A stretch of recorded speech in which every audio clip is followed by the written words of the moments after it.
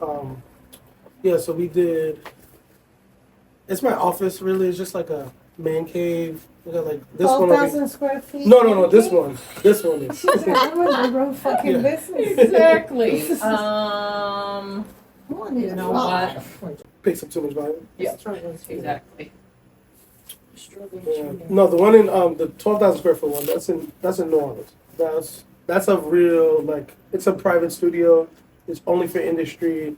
If you're not signed, we probably don't let you in the building. That's cool. Yeah, All right, absolutely. let's start from zero. Yeah. We'll go from the beginning. Welcome to STEMLess Podcast.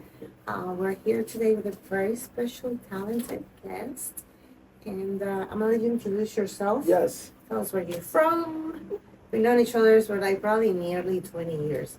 Yeah. And we haven't seen each other for probably maybe 10 years Yeah. or so. About. So our lives have taken crazy routes, and Right. that's why we're here today to share it with you guys. So go ahead. I go by the name of Jem Hart, songwriter, producer, artist. I guess now in the record now, and then, doing TV shows now. So I'm originally from Brooklyn, New York. Lived in Philly for some time, moved to Florida, and just been here ever since. Now I live between like 3 states now. We're here in New York and New Orleans. That's what my label is, Elation Entertainment, and just touring the world. Putting music out. Music out. Yeah. So what have you done in this past 10 years? Past 10 years. Okay, so we met at Patron in Miami. That's Yeah. right. Yes. See my dude, love Yes. talk. Yes. That was so wow. It was a decade ago. So from there, I ended up signing to the Orchard Music Group. They're out of Cali, and it was a distribution deal. And from there, I went from there to working with Cash Money for a while. From Cash Money to now Elation. And no, I skipped the part. From Cash Money to being in like the beginning inception of A Boogie with the Hoodies career, who's the biggest like artist on the East Coast now. Multi-platinum artist under Atlantic Records. We ended up, I was a part of the original team, production team, for a brief stint, and basically like 2018ish, I had a hit record, semi-hit. I don't want to say it's like, for an indie artist, it's a big hit. You know what I mean? That's awesome. So we had that record come out. It's called Savage. Probably still does, a couple 100,000 streams a month. That's wild. Yeah. And it, like with no promotion, A Boogie blessed me with a feature. At the time, I don't want to put his numbers out there, but he was charging like 150,000 a feature. He did one for Maroon 5. The same week he did my record, he did Maroon 5, and I think Ed Sheeran or something. Oh. And then like that same week he did my record, and I was like, so my rollout was like with the heavy hitters, and it did really well for me. That record propelled me back into more of the writing and producing space, and I started helping develop artists. You can say an A&R and for artists, and I ended up writing another record for a kid named Lakel on Cinematic Music Group. That his album went on to go, I believe it's on the way to platinum. It's gold now. So that was great. And then I was managed by Charlie Murphy's son. His name is Christoph Murphy. He unfortunately passed away during COVID, at like 38 years old. Yeah, it was tragic. But he was such like the liaison in the music business for me. Like, I got to the next level, and then he kept me at that level. That's awesome. Yeah, he was the type of guy that could literally like I'm like, oh man, I would love to write a song for Bieber. He's like, Bieber, hold on, FaceTime, and like there's not a person you would, he's a Murphy, so like his uncle is Eddie Murphy. You know what I mean? So he's like, there's not a person in the industry he couldn't call. You know what I mean? So like the last 10 years, I say it was like crazy. You know what I mean? Like I took it from a little song in Palm Beach that was like regional success to global touring and selling out arenas and stuff like that. That work pays off. Yeah, right? yeah. So what would you tell your younger self My younger self, 10 years ago? save. You need a lot of money. This business is about deep pockets. Because marketing is expensive, as you know. Mm-hmm. It's a very expensive part of the business. And if I could tell my younger self anything, I would tell him it's, how they say it's like 10% talent, 90% business. Mm-hmm. No, it's like 99% business, 1% talent today. It's like if you have to know the different avenues in marketing and public relations to get any product off the ground, let alone music, which is very It's the most difficult yes, industry. yes. Like Mark Cuban, I once was watching Shark Tank, and Mark Cuban said, out of all the businesses he's ever been interested in, he thinks the music business is the most cutthroat, cold shark business in all of business. Oof, Yeah, to succeed in entertainment is almost, like impossible. literally almost impossible. Because everything's based on people's perception of you and how receptive they are to that perception.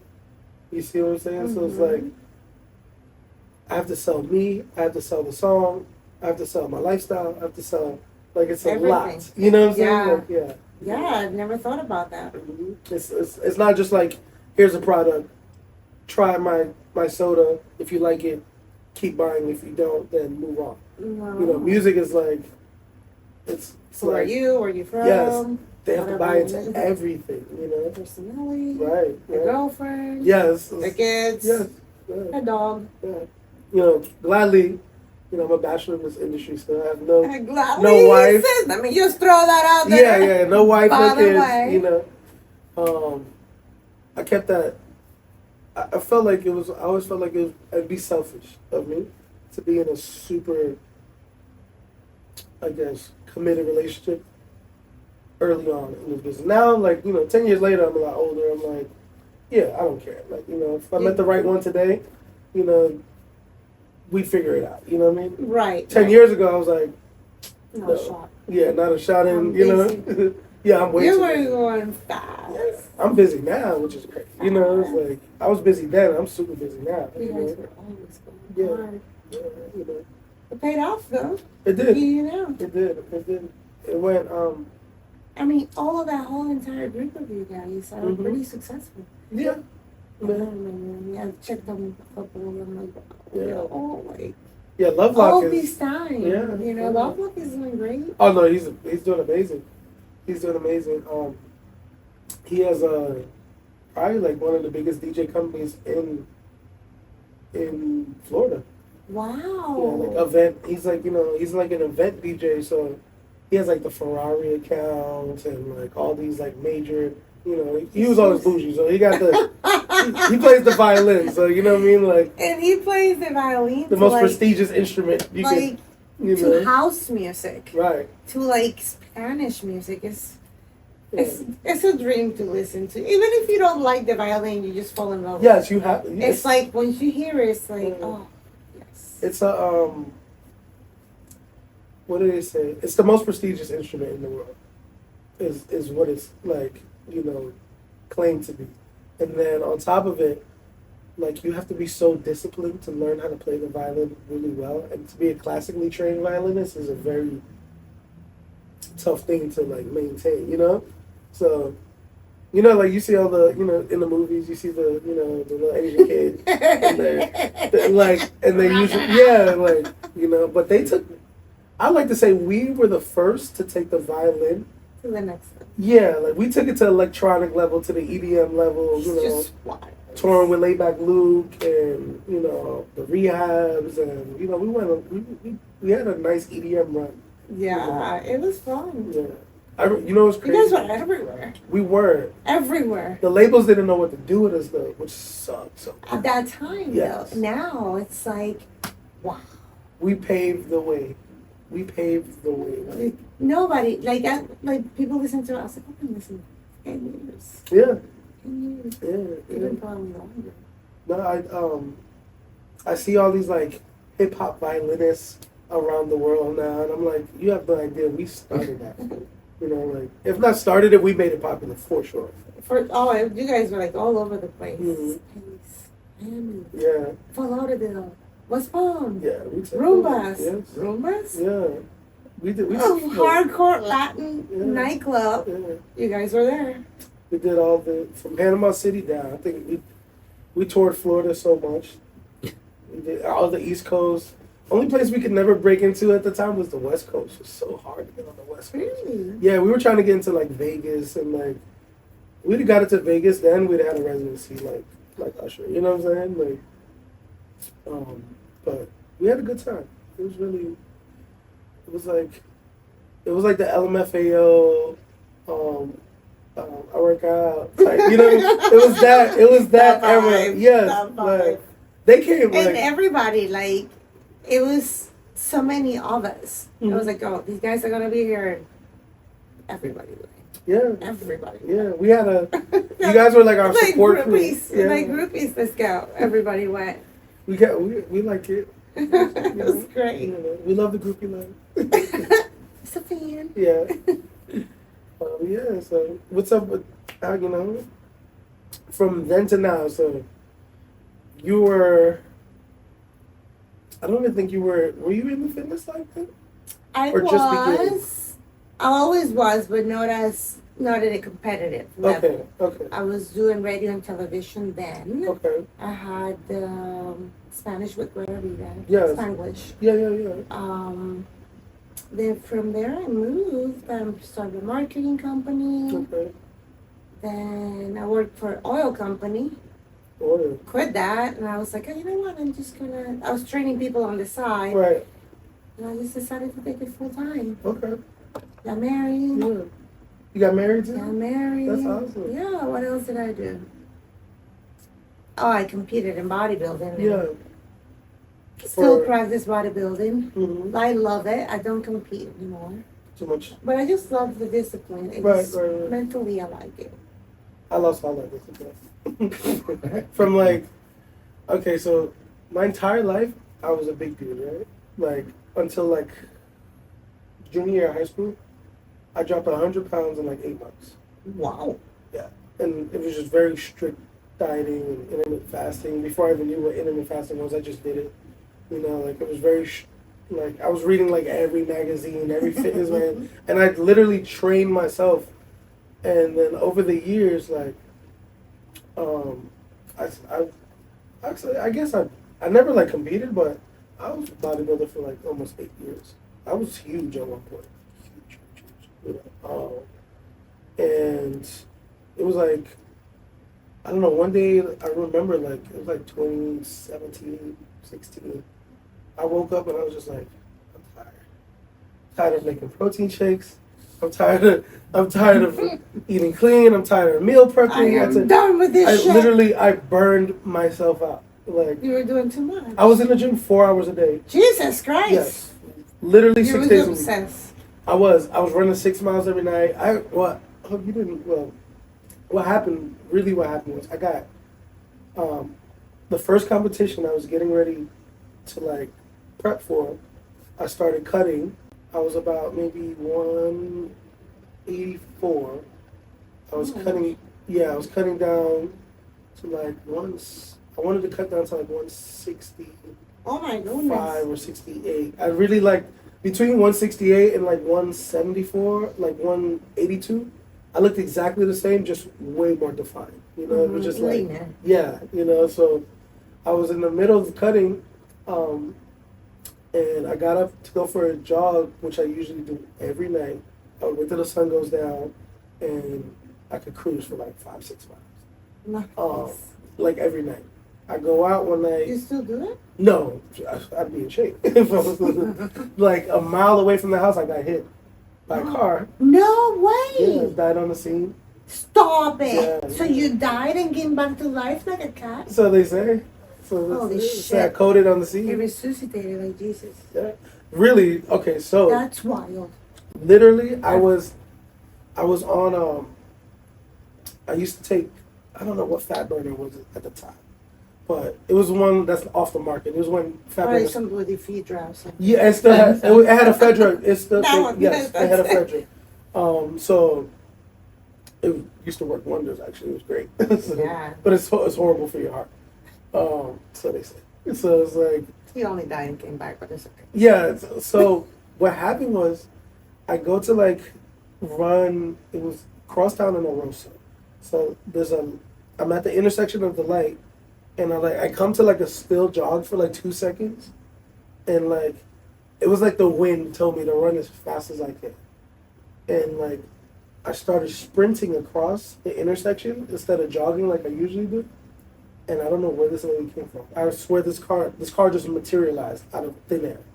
And I heard her scream. She was probably maybe like 25 yards away. I heard her scream, "Oh my God." And I was like, I looked to the left and I just saw headlights.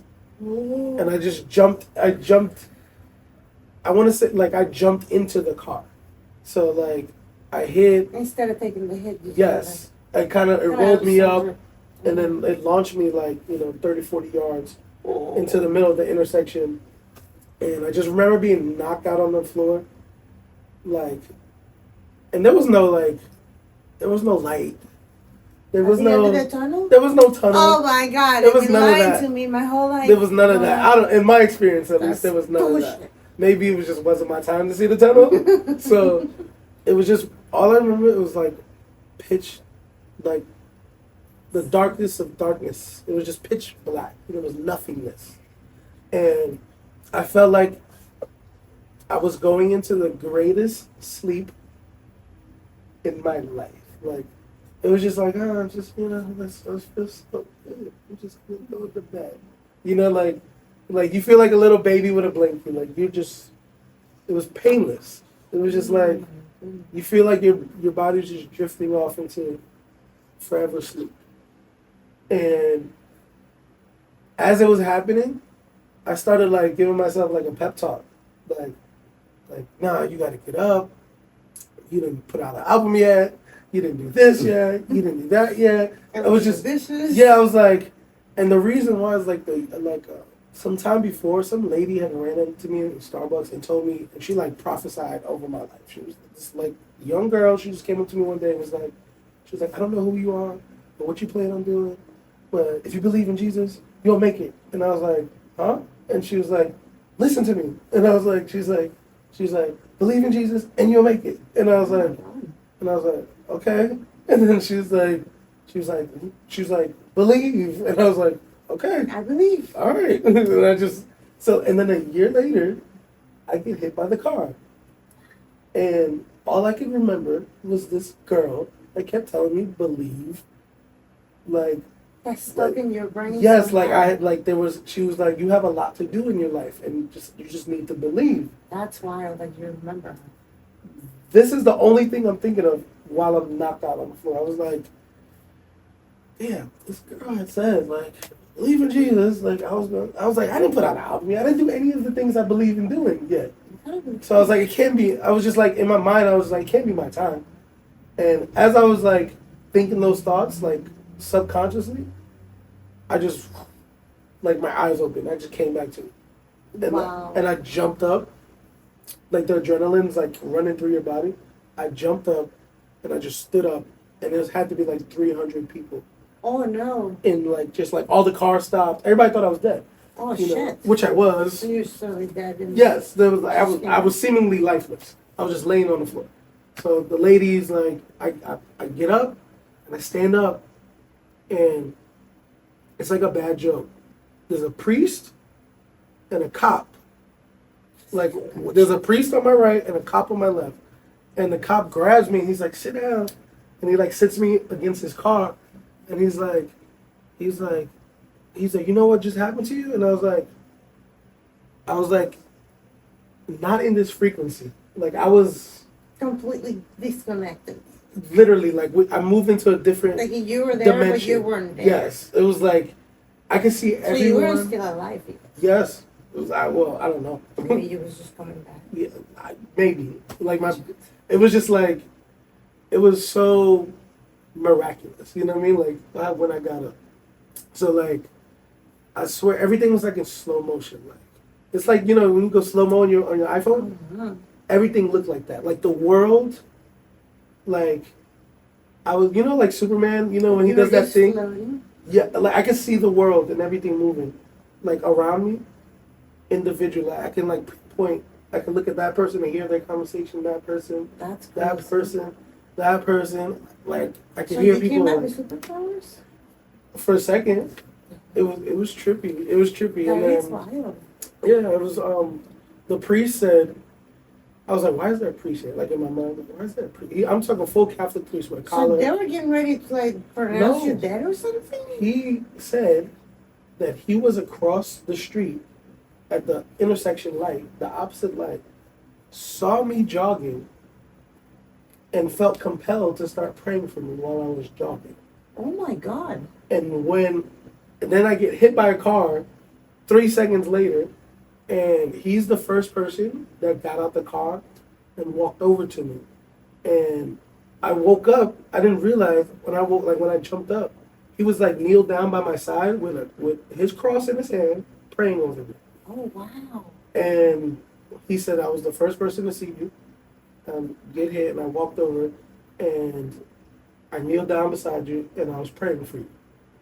And you jumped back up. And I was like, and he was the first one to leave the scene. Like I got up and I was like, Was he even there? yeah, well he said, that's what he said to me. He said, he told me that, and then I just looked at him and I said, thank you. And he got up, got in his car, and drove off. He was the first person to leave the scene before the ambulance came, before anything came. He had already left.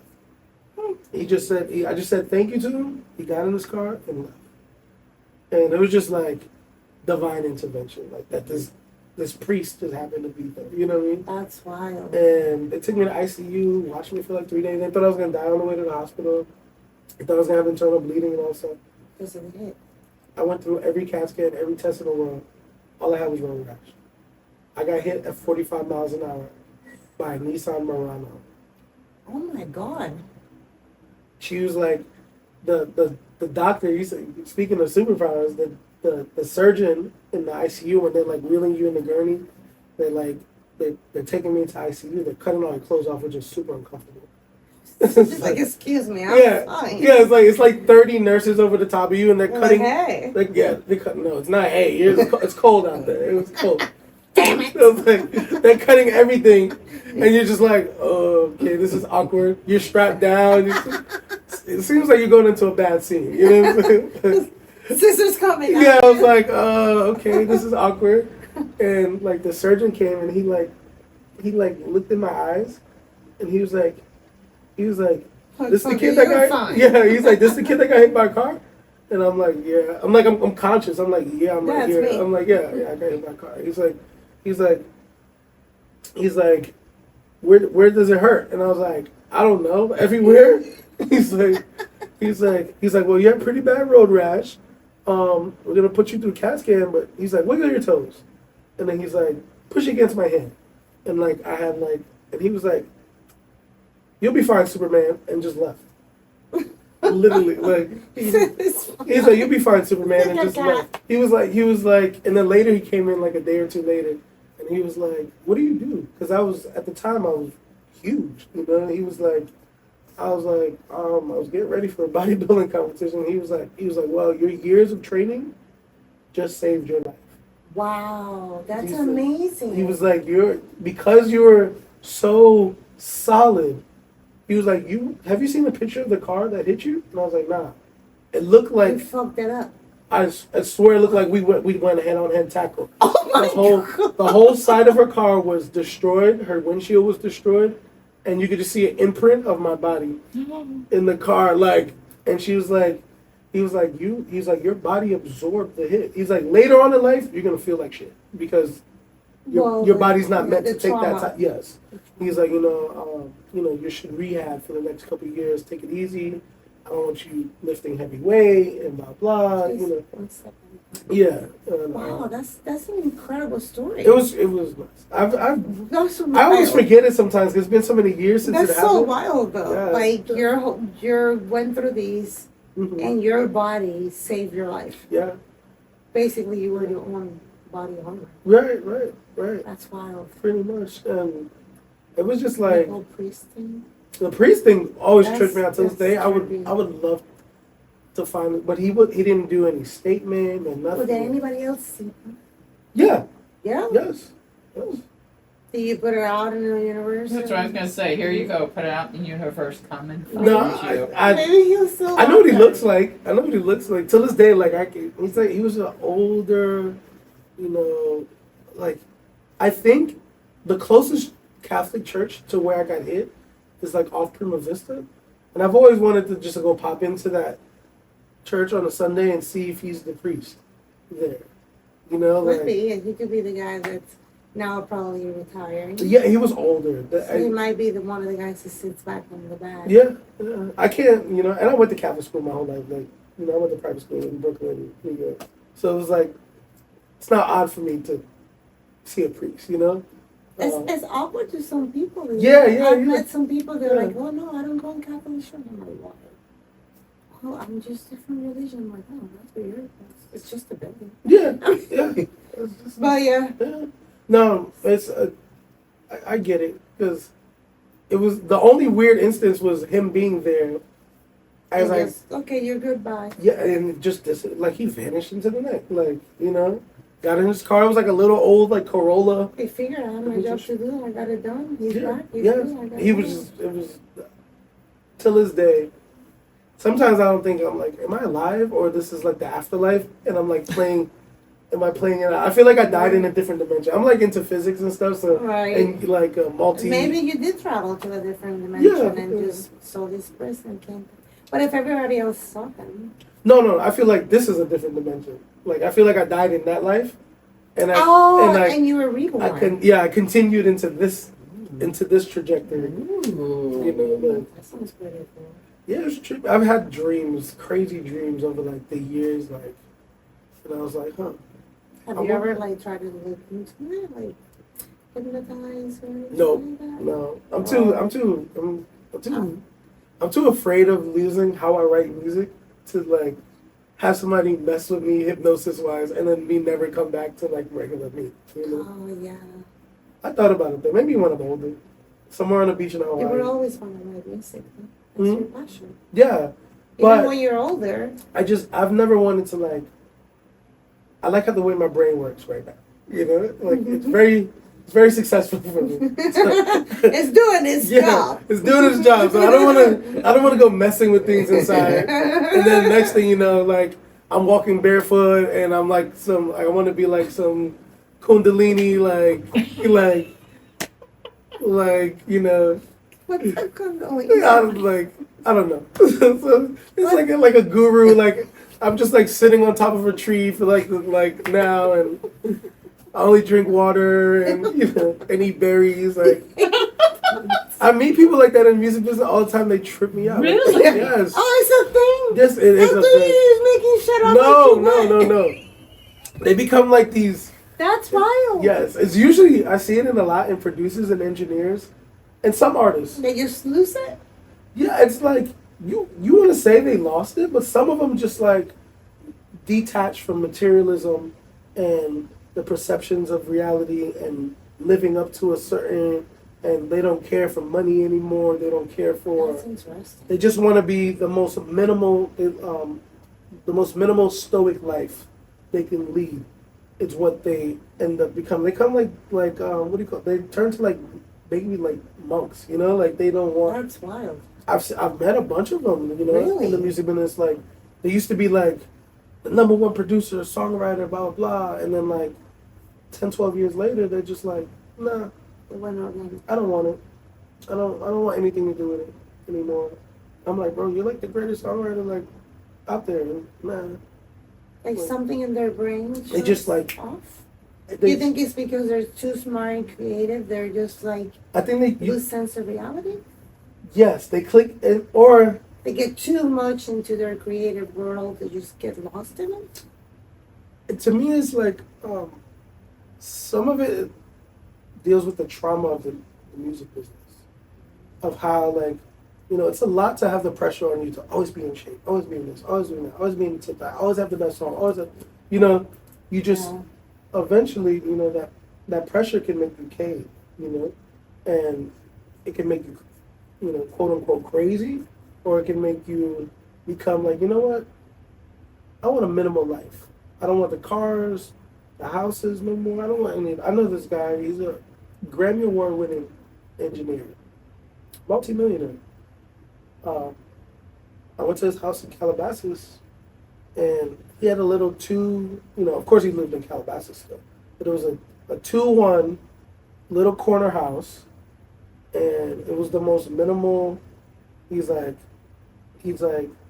I have a mansion in Vegas. I never go to. I have probably 30 cars there. I never drive. I have one car outside, and I have my little house here, and that's all I want.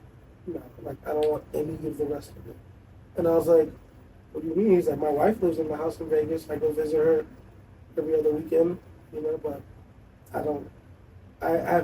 He had no desire to live the life of luxury anymore. He was like, I just want the most minimal. I want to walk down the street with my dog, pick up the dog, you know, poop and walk it back home and throw it in the trash and order Uber Eats. And, you know, he has a little desk in his room and he still engineers for people and stuff and like mixes albums, but just like in a one little room, bedroom in this 2-bedroom house.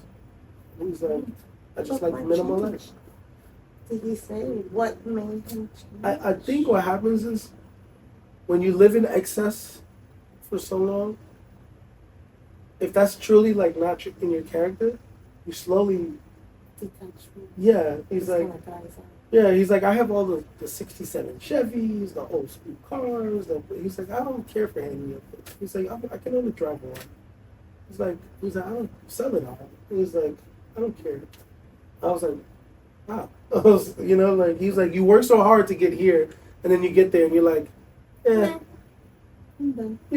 It was like pretty much what happened with him.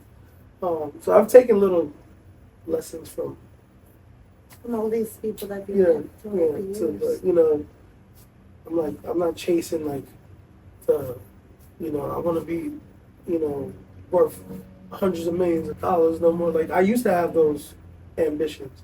Now it's more philanthropic. Like, you know, like I want a lot so I can do a lot. Mm-hmm. You know, more so than wanting a lot so you can have a lot. Right. You know, like I don't care to have a lot anymore. You know, I don't. It's like, yeah, I like nice things, but I don't. It's not my. It's not part of your problem. No, it's not. It's not my drive anymore. It doesn't drive me to succeed in the music business. You know, 10 years ago, yes. You know, it was like, yeah, it was like, oh, like, you know, I can't wait to make my first $1 million. I can't wait to drive my first Lamborghini. Now I'm like, send me an Uber. Yeah, it's like, it's 2:00. Yeah, it's like happy hour anywhere. Yeah. You ever wonder why they invented happy hour? So it finally clicked to me after all these years, right? I was like, why is all these people, as I was younger, 10 years ago, why is everybody out at 4:00? Well, now I get it. Because by 6, 7 o'clock, you're like ready to go to sleep. So happy hour works great. It's perfect. I love a happy hour. We, Kyle G's. I don't know if you ever go to Yes. Kyle. So I go to Kyle G's for happy hour because my building is not too far from it. And I'm like, this is great. You know, in the water. You know, have a couple martinis and then, you know, like I go back to my office and next thing you know, I wake up and it's 11 o'clock and I'm like, oh shit, I fell asleep at my desk again. Again. It's like, I gotta go home. You know, like your neck is all hurting from falling asleep in the desk. I'm like, and your back hurts. Yeah, you're not like 20 anymore. No, I love daydreaming. I love daydreaming. You also get it now, like when you're younger and you're in the nightlife, you're in the club, and all the older people are like, you'll get over it, and you're like, yeah, right. Like, I'm you'll gonna do see this. when you be my age. And now we're Now we're seeing. yeah. Now I'm like, yeah, We're feeling yeah. it. I want to be home by 8. You know, like, if I'm not working, if I'm not getting paid, yeah. See you later. Yeah. Right, different. Yeah. It's very different. Who has been one of your biggest mentors to this day? In the music business And I mean, and just in life, in life in general. I can't say like I've taken a little bit from everybody. I never had a direct like mentor. In business, yeah, my manager David Adams for sure. I know you remember David Adams. Mm-hmm. Yeah, so David for sure. I can always call and run things by him. You know, like yo, I'm doing because I own car dealerships as well. So and he was in the car business before he entered the music business, and I was in the music business during COVID. I started car dealerships because we couldn't tour, and I was like, I can't go broke. I was like, I got to figure something out, and just happened to be the used car business was, Right. you know, so you know like in business definitely like I've learned to diversify my portfolio and like not just rely on writing the next hit song because you don't know when that inspiration is gonna come. Mm-hmm. So you know like. After the last time I went broke, I was like, all right, next time I get a big check, we're investing it all. You know, like, and that's how I ended up with the building and the car dealership and just like, you know. Just a different route.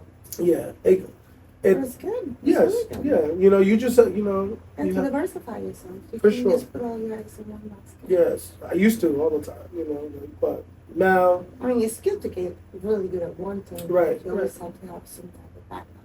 I did my 10,000 hours in the music business. Plus. 10,000 hours? Yeah, you know how they say you can if you put 10,000 hours into anything you master it. You've definitely put in 10,000 hours Oh, Lord. into have fitness. mercy. Like you've mastered the fitness business. Oh, yeah. You I know, am a master. yeah, you know. So it's like if you look back to before you were super competing, like on a professional level, you were probably like maybe 1,000 hours in. Now you look back over 10 years, you're probably 20,000, 30,000 hours I in. should probably do that math and see how many hours am I in. How many you think, Donna? Oh, I think a lot. Way over 10. Way over 10. I agree. I agree. All this sleepless night? Yeah. I don't, that doesn't count. You know what's funny? The 10,000 hour shows though. You can't fake the 10,000 Oh, you hours can't. because your body also looks like you put in the 10,000 hours. Your lifestyle looks like you put the When are 10,000 you gonna hours. come in. and join us in I've been thinking about one more time. I got to do it one more time. here? Even if you did once a week, just to get stretchy. Yeah. I lift now. Like I power lift. You know, I just eat like a It's fat hard on boy. your body. It is. You know, I'm the strongest I've ever been in my life. Even when from the 8 years of bodybuilding, I'm way stronger now. But you're smarter too. Yeah. But I'm like I don't look like how I did in 2016, which, you know, like I act, and I've been hosting TV shows. So You're acting too? yeah, I've been in a couple TV shows. Graceland. I've been with Daniel Sawada. I have a HP commercial with Christian Slater. Oh. That's floating somewhere in the ether now. I have a beer commercial that plays in Africa. That's hilarious. Yeah, it's called Star Beer. Hello to our friends in Africa. Yes, across the pond. You know. That's cool. Yeah, I shot that almost a year. We shot that the year Miami won. The last year Miami won the NBA championship. They recreated the scene outside of the arena, and it's a funny commercial. Like in the middle of like everyone partying, like some girl just like brings out the beer to me, and like I'm just like Star Beer. I'm like, it was so corny, but I mean, Not cornier than yeah. their Patron shots. Oh yeah, Patrona man. Timothy, Yeah. love. We've been brand endorsing without getting paid for a long time. I have to show you that video. That's- It was, Oh, yeah, it you're was gonna- a music video from back in the days.